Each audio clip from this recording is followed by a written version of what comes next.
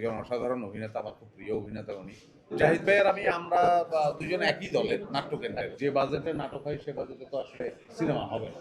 সকল রূপেরই তো সৌন্দর্য আছে, কিন্তু সকল রূপ সকলের চোখে আবার লাগে। তাই বলে সকল রূপ যে অযোগ্য তাও না, কারো কারো চোখে লাগে।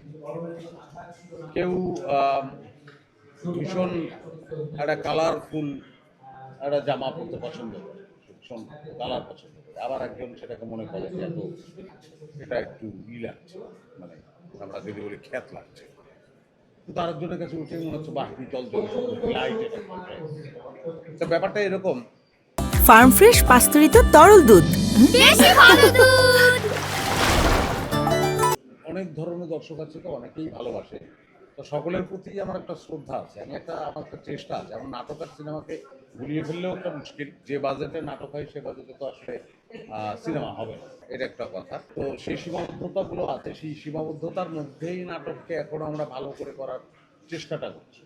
জাহিদ ভাই আর আমরা দুজন একই দলের নাট্যকেন্দ্রের, বরাবরই ওকে স্নেহ করেন, মানে একদম নাট্যকেন্দ্রের শুরু থেকে বা যখন থেকে আমরা থিয়েটার করি সেই সময় থেকে।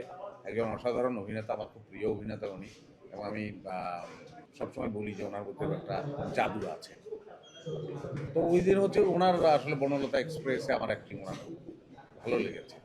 তো সেটা আমাকে হয়তো উনি জানানোর চেষ্টা ট্রাই করছিলেন, কিন্তু আমি খেয়াল করিনি, ওই জন্য বকাঝকা করতেছি। বনলতা দেখে জাহিদ ভাই, শেষ প্রশ্ন, এটা দিয়ে শেষ করে চলে যাবেন। বনলতা দেখে জাহিদ ভাই যখন মুগ্ধ হয়েছে, তাকে কি তিনি আপনাকে কি বলেছেন, এবং উৎসব দেখে আপনি জাহিদ ভাইকে কি বলেছেন? উৎসব দেখে জাহিদ ভাইয়ের সঙ্গে আমার আসলে কথা হয়, কিন্তু উৎসব আমি যখন দিচ্ছি আমার তানিমুলের সঙ্গে কথা হয়েছে। মানে অনেকদিন পরে মানে দেখা তো হয় না আসলে, সিনেমাটা দেখার কারণেই তা আমি তো প্রথমেই আসলে বলে দিলাম যে জাহিদ হাসানের একটা ম্যাচ, সেটা খুব অন্য।